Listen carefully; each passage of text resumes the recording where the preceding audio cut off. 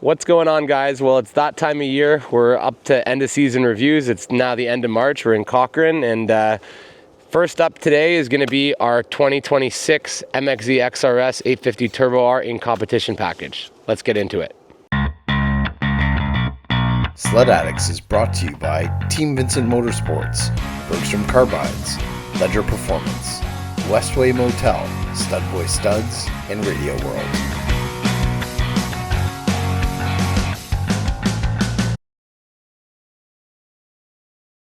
Okay, so as you guys know, we've been running comp packages for the past few years now, and we absolutely love this setup. From front to back, this sled handles so damn well.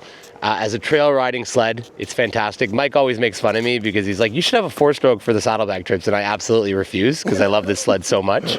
But let's go from front to back. So we'll start with the front end handling. So this sled, as has been out for a few years now, has the Raz RX front end paired with the Pilot RX skis on the 2-stroke models. On the 4-stroke models, they get the Pilot X skis. This ski, as you know, is a much deeper keel design. We've found the past few years riding it, especially in the softer snow and the loose conditions, it bites super well around the corners and you don't slide really like you would on the previous generation of skis. We have it paired up with the Bergstrom 6-inch triple points, and it just handles amazingly. Like, you do have front end bite, like you do have ski pressure, which you want, but it's not too much, and you have good bite, and it's not too little or too much. It's kind of like the middle ground. Yeah, it's balanced very well. It's balanced really well, for sure. Yeah. On top of that, with this sled, in terms of a shock package, you get, on the comp package, you get the Pro 40 Cashima coated up front, and then just the Pro 40 non-Cashima coated in the skid. It's a great shock package. These are the EA3s this year. Next year, they're changing to the integral shocks. So these ones, you have just soft, medium, and hard, or 3 settings on the shock, but you can actually change it anywhere in between those settings. So even though there is 3 clear clicks, there is still more adjustment should you want that. Most of the time I find I keep it on medium. Sometimes I go to full stiff if it's really rough, but that's been rare. I think this shock package is set up so aggressively that you don't really ever have to have it on full stiff. Yeah, I think for the most part, like from what we saw this year, for sure, their medium settings like stiff enough, and you don't want it to be so stiff that it just pogos you around off the bumps. But exactly. Definitely works awesome up front for sure. Yeah, another thing I always add to these sleds that I've liked is the forward adjustable riser. I do have the extension for the forward adjustable riser on here now. I think next year I'm actually going to opt to not put that on, just because what I've noticed, and Mike made the comment this year, comparing getting on this sled to other 850s, with the riser, it's a little bit higher to the point where when you're in a corner, it kind of like, you're at a weird angle with your arms, so your arms get a little tired more easily. I think the forward adjustable riser has enough height to it by itself, but I do like being able to move it forward and backwards. I find in the super aggressive tight and twisties, I do have it all the way forward. And then when I'm like lounging back or in the straightaways, I'll bring it back and ride it like that. On top of that, this sled this year and last year has the adjustable brake lever, which is great. I have adjusted it just to make it a little bit closer from my fingers so it rests easier. And of course, that's paired with the 4 piston caliber brake, which is just fantastic. I want to say thanks for all your videos, guys. Appreciate it. My pleasure, man. So the other thing with this sled that I've noticed, and me and Mike have been talking about this for the past few years, with really all of Skidoo's 2-strokes, we're so used to the seating position on it that when we get on anything else, it feels a little bit different and a little bit less comfortable. I find when I'm sitting on this sled and you put your legs or your feet right the way in, your knees are just pressed nicely against the panels and you're in the perfect position. And then when you come in the corners, I do love the toe holds. So you lean, and that's something that you don't get on some of the other manufacturers, like on the Assault that we have. And I've noticed this, and me and Mike talk about this. When you're sitting on the sled, we can't really find the right position, because when you're all the way forward and your knees are touching the panels, it's pinching you at the shins. And it's more of like it's not a toe hold, it's like a pocket where your boot goes in, right? Yeah. It's a little bit different that way. But your knees are like angled more forward on the Polaris, yeah. And then the other issue that we have is, especially with boas, yes, that's basically digging right into your shins off of the front of the panel. Yeah, so I find on the Polaris, I end up running with my knees forward and my heels in the air, and just my toes on the running board is what I feel more comfortable with. Mm-hmm. Yeah, what do you think, Mike? The 850 seat we've always been a fan of. I think the firmness on it is perfect. Yeah, especially on the XRSs. 100%. If you can draw comparisons on the 900 as an example, that's a much softer seat. Bigger guy like myself, one of the things I notice is I'm always actually feeling the tank, especially on bumps. Yeah. So I think the firmness on the XRS seat is perfect. And it's a little bit taller. It's a little taller, but it's also narrower at the front, which is nice and allows you to move around on the sled really easily. Yeah. Before we get to the rear suspension, just going to go to the engine. So this 850 turbo has been absolutely flawless all season for us. It's just rolling just over 7,000 kilometers on it without a hiccup. Has used quite a bit of oil and quite a bit of ice, but that's just from riding it, and that's what it should do. With the ice system, this year I actually noticed there were a couple days I was riding and I hardly burned any ice. So I was wondering if something was potentially wrong, and then one day all of a sudden I start using it again. So I think it really comes down to temperature and of course how hard you are on the throttle. Like the other week I did 500 kilometers down south in the Port Perry area and I was riding pretty hard, but I guess you're not really to the bar for long periods of time on those sections. That after 500 kilometers, I had only used a quarter tank of ice. And then I'm up here and I get to smoothies and smooth rock and I'm empty. Yeah. So it really is relative to how much you're on the throttle, especially once you get over that 7,500 RPM range and you hold it, is when I've noticed that it really starts drinking it. Yeah, for sure. It's definitely temperature sensitive for sure.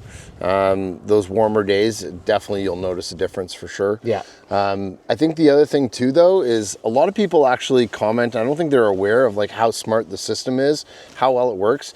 And the other thing too that's also I think a common misconception is everybody thinks it's expensive. It's not. It's $29 for a bottle. I think it's $29 or $39 for a 4-liter bottle, Yeah. and that fills the tank 4 times. So the average rider is going to use maybe a tank every few days of riding, so it's like less than $5 a ride. Yeah, it's really, really not a huge deal. I think there's a lot of And you don't have to put ice in it. Yeah. That's the other thing. The sled itself, what a lot of people don't realize is the ice injection system is for when you're holding it to the bar and the turbo gets to a certain temperature, it starts injecting it. If you don't have ice in it or it's empty, it will just retard the timing during that pull. Once you let go of the throttle and squeeze it again, you'll get the turbo again. So there have been times where we were riding, like in Gas Bay this year, I actually didn't bring ice with me and I had ice for the first 3 days and I didn't have it for the last 2 days. Sure, if you're on a lake or you're on straightaways and you're holding it to the bar, you'll notice you'll lose maybe 10 kilometers at the most, 15 kilometers top end. It's about it. Every just time for extended periods of right, time. like because the time for you to get to top end speed would be enough that the ice would start injecting. Yeah. Versus majority of the riding where you're in the corners or you're starting in whole shot, you still get that turbo every single time, even without ice. It's really just those extended pulls. Yeah, exactly. So I think not that's a huge deal at all. No. I think there's just too much. I think there's too much hoopla built up about the ice system, and people just concerned about adding another liquid. It's really not a big deal. Please don't put windshield wiper fluid in. Use XPS ice. And don't pee in the tank either. I know someone that put windshield washer fluid in and the sled had issues after that. I think it actually seized up on him. So yeah, I would just spend the money and get the XPS ice. As we mentioned, it's not that expensive. And that's the BRP designed that fluid specifically for the system. So I would just trust them and use it. Yeah. Okay, so moving further back on the sled, the rear suspension, tried and true, R-Motion X rear. As I mentioned, it has the Pro 40s in here, not Kashima coated. It handles everything you throw at it. The hardest moguls, you can kind of just like skip over the top or just bang through them. And comparing it to like our Lynx that we have, which is a little more aggressive of a rear end, this is definitely the benchmark for smoothness. I compare it to the Assault we have, even the Catalyst we're testing out now. Nothing holds a candle to this rear skid.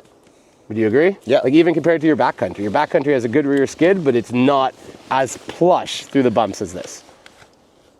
I don't agree with that. Okay.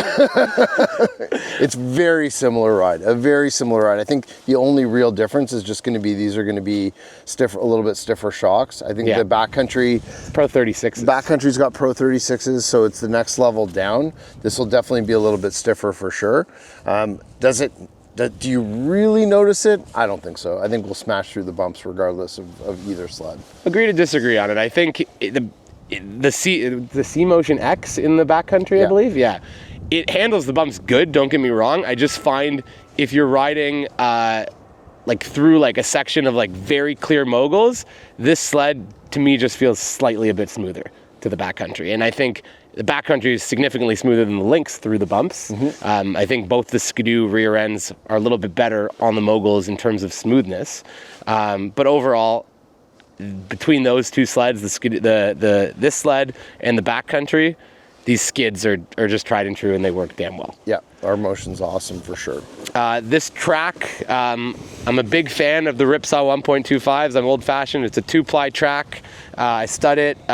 We go with a little bit more aggressive studs. So this has 1.5 Studboy PowerPoint plus studs, Studboy PowerPoint studs with the Superlight Pro Series double backers, and we only run doubles.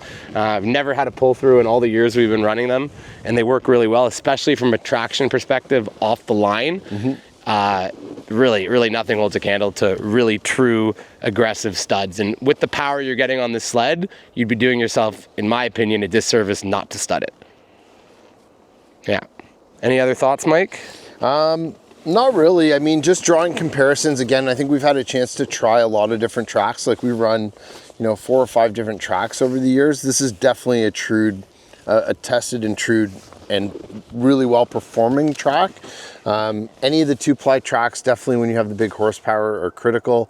When we put the studs through them, like I said, you really notice the difference between a 1-ply and a 2-ply track when you're drilling through and putting studs in. Yep. How much more rigid those tracks are and how much better they're built. So for sure, it's great that Skidoo's putting them on this sled. To be honest, I'd like to see it across the entire trail lineup. There's no reason. Most people who are riding trails are putting studs in them. They should all be 2-ply tracks for sure. Couldn't agree more. Anyways, guys, so that's kind of our thoughts on our final end of season review on this comp.